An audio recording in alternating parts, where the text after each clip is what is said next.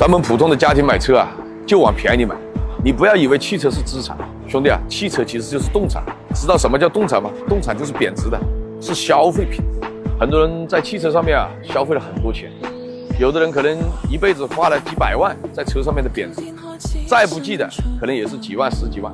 你像这种凯迪拉克的 XT4，当时落地啊都是花了20几万的，现在也就卖几万块钱。像这种坦克300，新车落地啊也是24、5万块钱，现在基本上也就卖个10小几万，比新车省了一半。花冠的话就不用说了，当时落地也很贵的，像这个老款，现在也就卖个几千万块钱，自动挡还带天窗。奥迪 A6 的话，新车的落地价，哎呀，我看着这些贬值啊，我真的是怎么讲呢？我做这个行业，我是深有感触。很多人呢，在赚了钱的时候，他是没有那么的敏感。其实真正在赚不到钱的时候，才发现汽车真的就是个消费品，就是个贬值的。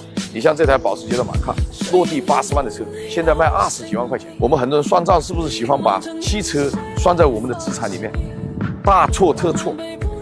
汽车其实是我们的负债，我们买了它1年的保险费、年检、烧油、维修，甚至说为了维系开它，你说开上保时捷帕拉梅拉了，你说你的社交，你说你的吃喝拉撒用，你都要高配，所以汽车是负债。但是呢，你像这台保时捷的帕拉梅拉，当年落地价150、60万，现在卖20几万块钱。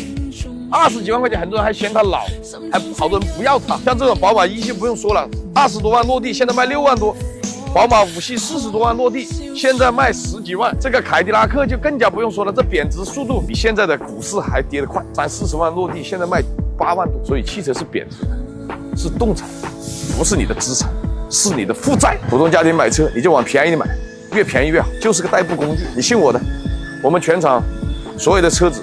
虽然说是2手车，只要你看得上，只要你不嫌弃，我都给你质保，车况我都如实告知你，而且我们的价格也是实价，买贵随时可以退。我们有将近800台的现车，你点这里，我发给你，好吧？